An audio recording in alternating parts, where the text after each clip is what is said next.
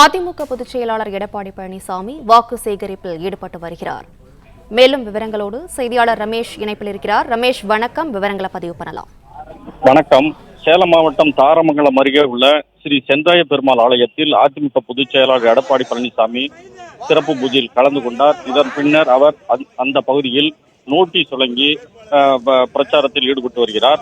பாராளுமன்ற தேர்தலை ஒட்டி பிரச்சாரம் சூடு பிடித்துள்ளது. இந்த நிலையில் இன்று மாலை திருச்சியில் நடக்கும் பிரம்மாண்ட பொதுக்கூட்டத்தில் அதிமுக பொதுச் செயலாளர் எடப்பாடி பழனிசாமி சிறப்புரையாற்றி அதிமுக மற்றும் கூட்டணி கட்சியினர்களுக்கு வாக்கு சேகரிக்க உள்ளார். இந்த நிலையில் அதிமுக பொதுச் செயலாளர் எடப்பாடி பழனிசாமி சேலம் மாவட்டம் தாரமங்கலம் அருகே உள்ள பெரிய சோரகை கிராமத்தில் இருக்கும் ஸ்ரீ சென்றாய பெருமாள் சாமி ஆலயத்திற்கு இன்று காலை வந்தார். பின்னர் அவர் ஆலயத்தில் நடந்த சிறப்பு பூஜையில் கலந்து கொண்டு வழங்கினார். இதன் பின்னர் அவர் அந்த பெரியசோரை கிராமத்தில் உள்ள சில வீடுகளுக்கும் பொதுமக்களையும் சந்தித்து அதிமுக சேலம் பாராளுமன்ற தொகுதி வேட்பாளர் விக்னேஷிற்கு வாக்களிக்க நோட்டீஸ் வழங்கி ஆதரவு தருமாறு கேட்டுக்கொண்டார்.